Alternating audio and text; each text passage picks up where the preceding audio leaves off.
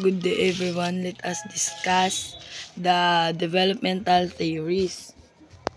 So what is developmental theories? So developmental theory, a branch of criminology that examines change in a criminal career over the life course. Developmental factors include biological, social, and psychological change. Among the topics of developmental theory are resistance, escalation, and specialization. But before we proceed to the topics of developmental theory, I have here an example of a career criminal. So, Gary Sampson, at his arrangement in White River Junction, Vermont, career criminals such as Sampson seem to defy an aging out process and persist in criminality into their adulthood. So, usa talaga niya nga career criminal, Gary Sampson. So, criminality as a dynamic process influenced by a multitude of individual characteristics, traits, and social experiences. So, let us now discuss the topic under developmental theory. So, first, we have the desistance. So, desistance is the process of obtaining from crime by those with a previous patterns of offending. It is an ongoing process and often involves some false stops and stars. So, ang desistance ay isang aktual na proseso ng pagbabago ng isang tao, ngunit ito ay nagkakaroon ng maling pananaw sa iba na maaaring magsangkot muli dito sa krimen. An example is aging out is posited by desistance theories as one reason humans case committing crimes. Research done to the subject actually those hear out that the older a person gets, the less likely they are to engage in criminal behavior. So, ang halimbawa ang desistance is ang pagtanda ng isang tao ayon sa mga pananaliksik. Ang pagtanda ng isang tao ay nagbibigay lamang ng maliit na posibilidad na gumawa o makagawa ng krimen ang isang tao. So, in general views, desistance refers to the process of chasing to offend and continuing not to offend. So, ang desistance ay tumutukoy sa proseso ng pagtigil sa pagkakasala or pagpatuloy na hindi pagkakasala. Next is the resistance. Resistance keyword is the opposition of force to force. Resistance is either lawful or unlawful.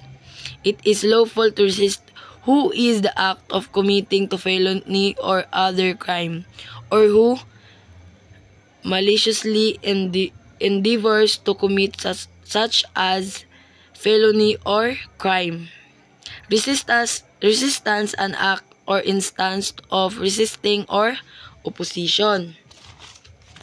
So, ang resistance naman is tumutukoy sa mga bagay o mga desisyon at sa mga ginagawa natin kasama din dito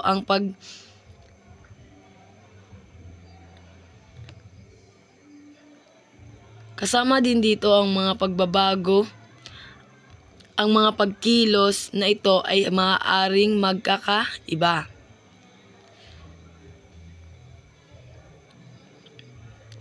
So, ang halimbawa ng resistance ay ang kriminalidad ay hindi nawawala sa isang lugar at nagkakaroon pa. Ang mga tao ng mga hating pananaw at mga desisyon tungkol dito, at ang mga pananaw na ito ay malaking epekto din tungkol sa pagkakaroon ng kriminalidad. So, resistance according to PRC, Revised Penal Code of the Philippines Act, Note 3815, Article 151, the two key elements of resistance and serious disobedience punished under Article 151 or RPC.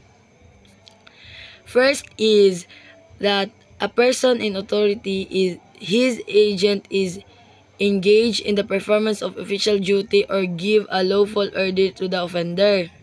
Second is that the offender resists or seriously disobeys such as person or his agent.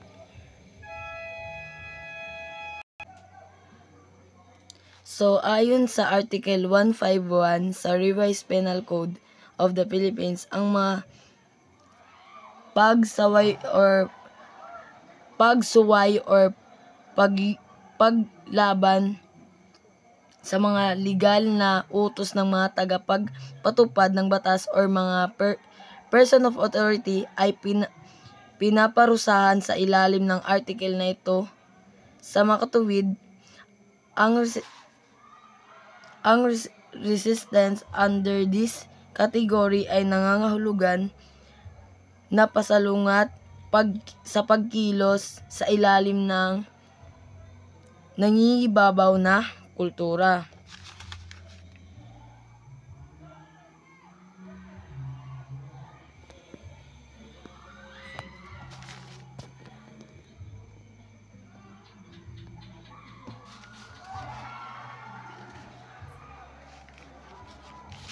So, let us discuss the escalation and specialization. So, escalation refers to the tendency to commit more serious offenses as a career progresses, while specialization, generally specialization can be described as the tendency to repeat the same offense type in successive crimes.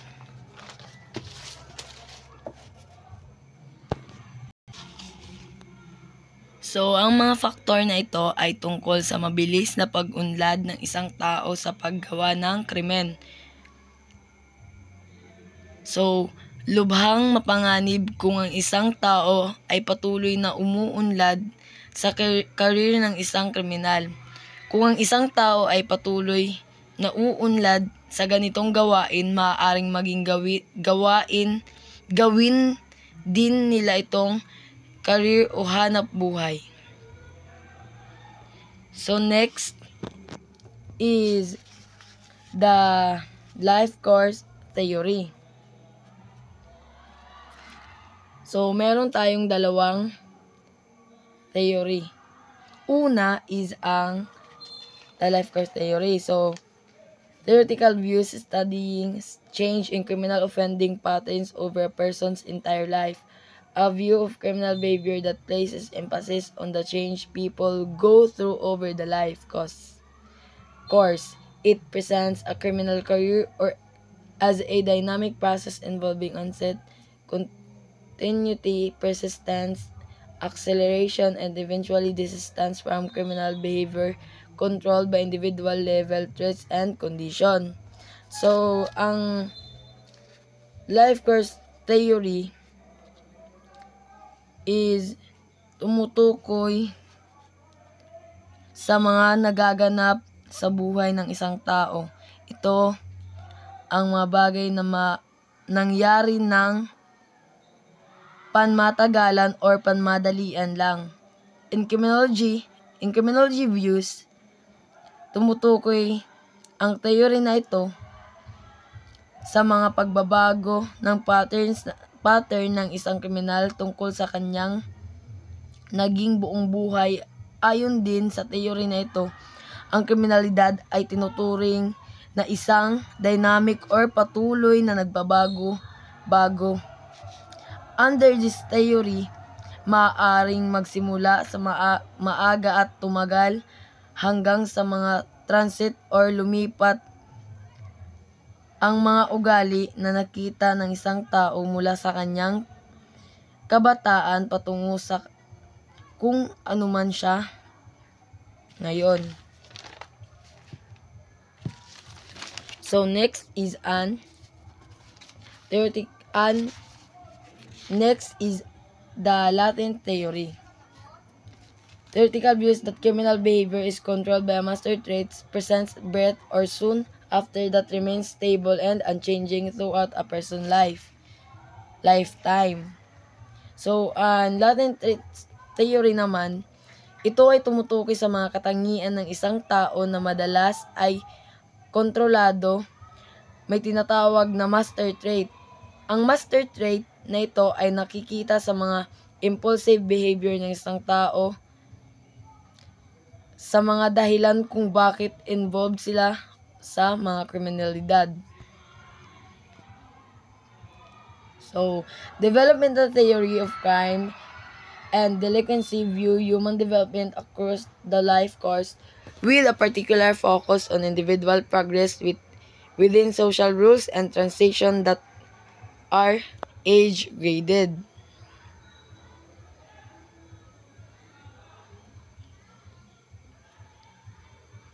And that's all my report. Thank you.